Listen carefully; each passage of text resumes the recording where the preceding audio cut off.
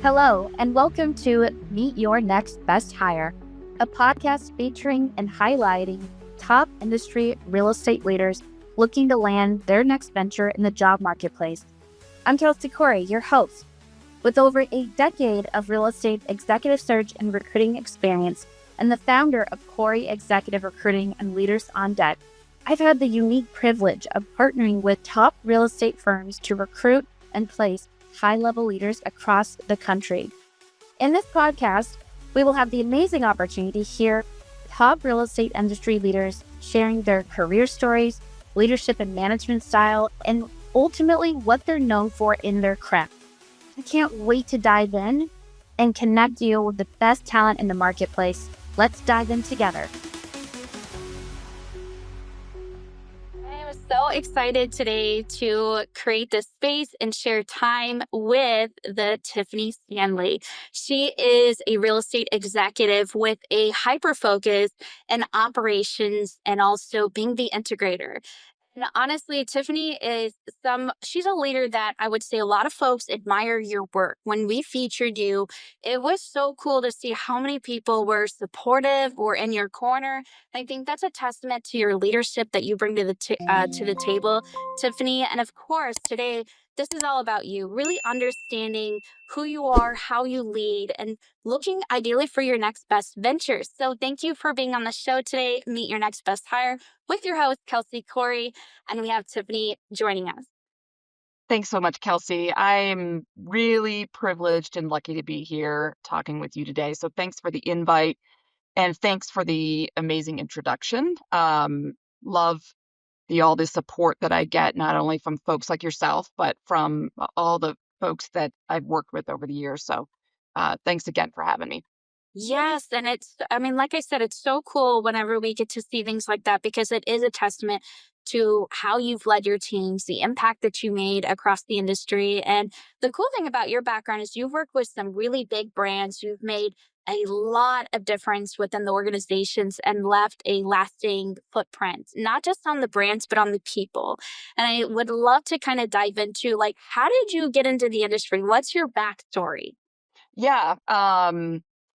I think it's an interesting one, but one that a lot of folks in my industry will resonate with because I've been in real estate, specifically property management, for now 30 years. So it just passed the 30-year mark, which is crazy.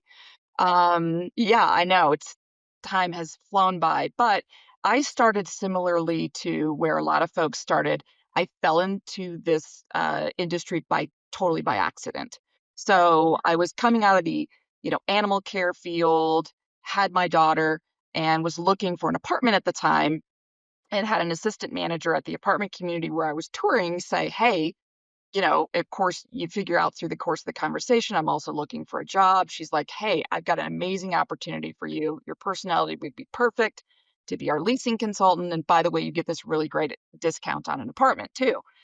So that's really how I fell into the industry. So 30 years ago, I was a leasing consultant, learning the ropes for the very first time.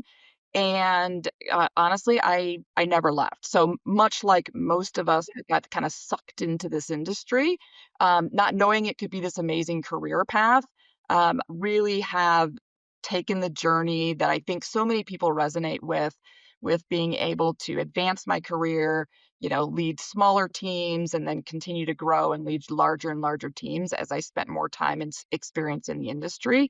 And so it was, though, a fun, interesting path of kind of by accident. It was also, again, something that most folks who started 30 years ago in this business, it's very similar to their experience as well. Yeah, it's like nobody leaves. And when they do, everybody comes back. And so I think it's just because of how special real estate is and how diverse real estate can be. And my story is kind of similar too, where I was just touring to where I was going to live. And then I was like, wow, this is a whole industry I've never even heard of before, let alone thought about. Because I feel like college and, whenever you leave school, right, there's not really this pointed direction to go into property management or real estate. And so it's really amazing how stories just like yours you make the difference. You've grown throughout your career. 30 years is very impressive. And then you're just like, I don't see myself ever really leaving. It's almost like a home feeling.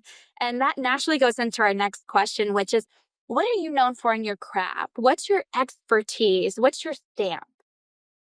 Yeah, I think, a couple things come to mind, Kelsey. I have a real passion around operations. I'm really great at looking at things from an operational standpoint, breaking things down from, really complex, making them easy, finding opportunities to make things more efficient, and of course, supporting, the people through that process. I think the other thing that I'm known for is really focused around the people piece. I am extremely passionate when it comes to people, and specifically, it's really focused on helping other people achieve whatever growth they're looking for, both personally and professionally.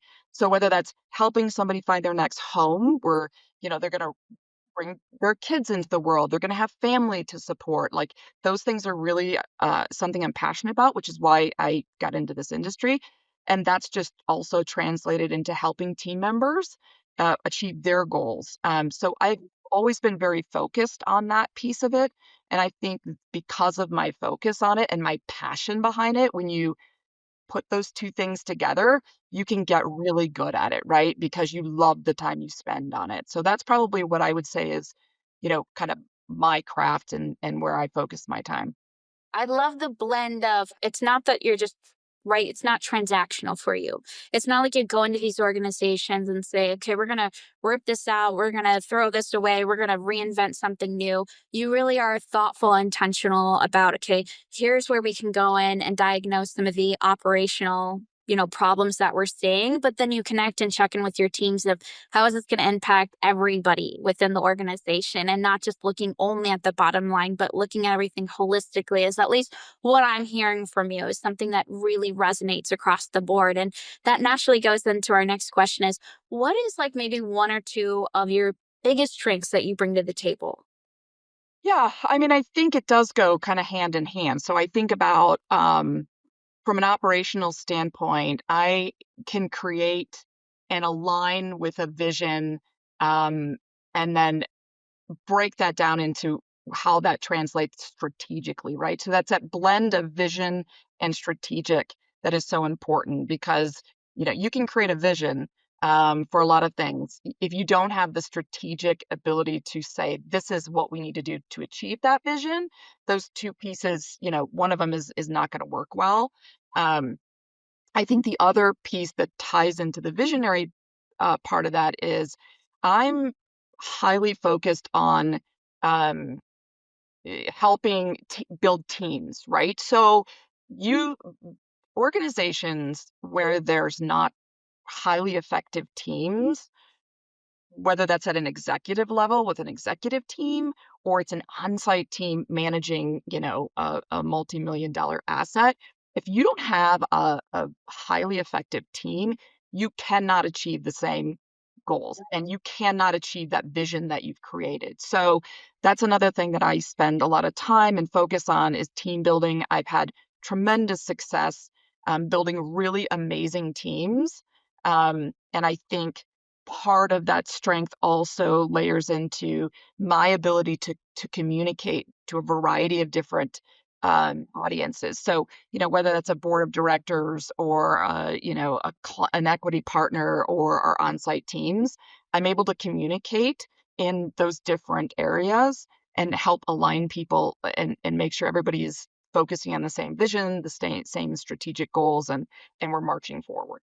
Yeah, I love that. And I think communication is everything. And I feel like the best leaders, just like yourself, they don't just like look at everybody again as one size fits all. You understand your audience. You understand what is the comprehension? What do they need to understand out of where you want to go and where you are today? And so I love the fact that you kind of break it down to who are you connecting with? How are you communicating your guys' strategic vision and building highly effective teams? I mean, at the end of the day, people are everything. And if you don't have the right people in the right seats, you can only get so far. And that's why they probably bring in leaders like you, because they're like, okay, we've got a problem and we've got to fix it. We need to get the right people in here. And that naturally goes into, and you kind of touched a little bit on this, but can you share with us, like, how would you describe like your leadership management style and how has that impacted the bottom line? Yeah. So I think, um, for the longest time, I've done a lot of work in different leadership approaches and workshops and things about leadership style. Also understanding my leaders that I have on my teams and where are they at within their leadership style, which is unique to them, and how do I work with them. But I think at a high level, I consider myself a transformational leader. Um, and I had this conversation not too long ago with someone, and they're like, "Oh, no, no, you're a servant leader. You're a servant leader for sure." And I think servant leader to me, if you look at how, kind of what the definition around transformational leadership is, which is really focused on inspiration and motivation and getting teams aligned and getting some energy and momentum, I think being a servant leader plays directly into that, right? So I think it's one of the same. It's part of being a transformational leader. I think if you're not a servant leader, it's really hard to create inspiration and transformation and get teams rallied to do the hard things you need them to do. So yeah, that's how I would kind of consider myself from a leadership style. I think also I believe so much in empowering people with not just a feeling of empowerment, but in order to truly empower somebody, you have to give them the resources, and some of that's time, and some of that's technology uh, tools, and whatever those tools and resources are. My job as a leader to make sure people have those in order to be successful. So I think it's really a matter of focusing on how do you give people what they need to be successful? How do you build the right teams with the right people, right? We talked about that.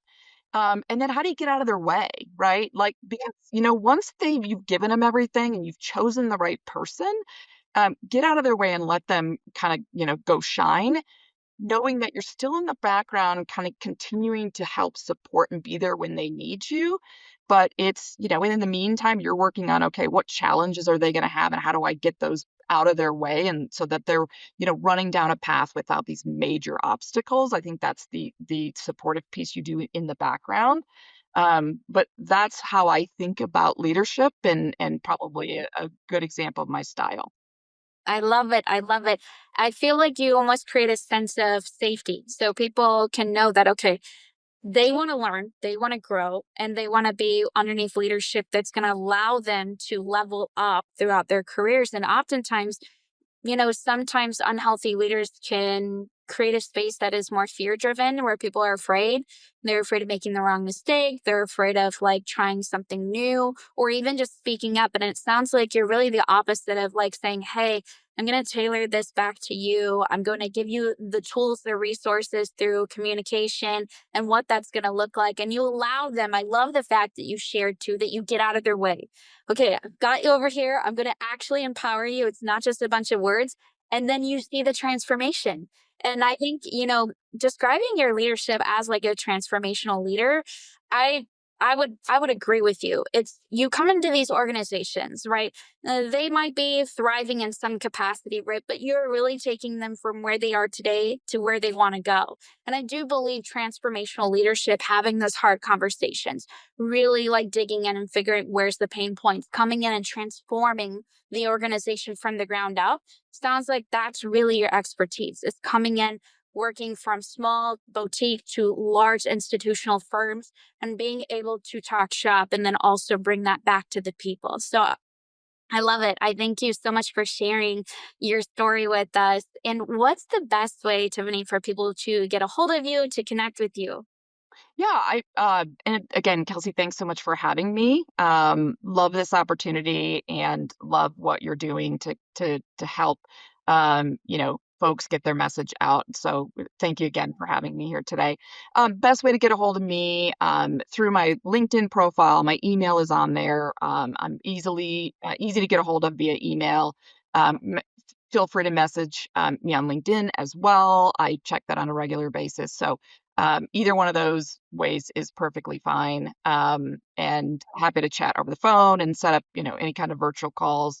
I'm really focused on how do I be supportive to other folks who are, going through change or going through things. Again, my focus on helping other people achieve, their goals. I like to be a resource to people. So anybody can reach out to me anytime. I love it. I love it. So everybody, this is Meet Your Next Best Hire. We have Tiffany today. She is a real estate executive. If you're looking to bring on your next best critical leadership hire, Tiffany is somebody you want on your radar. She is definitely open and being very selective about what organization she wants to align herself with. But thank you so much for sharing your space with us, Tiffany. I'm so glad that we had you on the show today. Absolutely. Thanks again, Kelsi. Thank you. Thanks again for listening and sharing your time with us on the show, Meet Your Next Best Hire. I hope you enjoyed listening to and learning from another incredible leader our industry is so fortunate to have in the real estate space. If you're a high-level leader within the diverse real estate industry and looking to land your next best venture and would love to share your story from your own voice and perspective, then be sure to check out our firm at Cory Executive Recruiting and Leaders on Deck via coryexecutive.com. Our mission is to continue to be trailblazers within the recruitment space and bring meaningful leaders to the forefront to drive growth and empower people.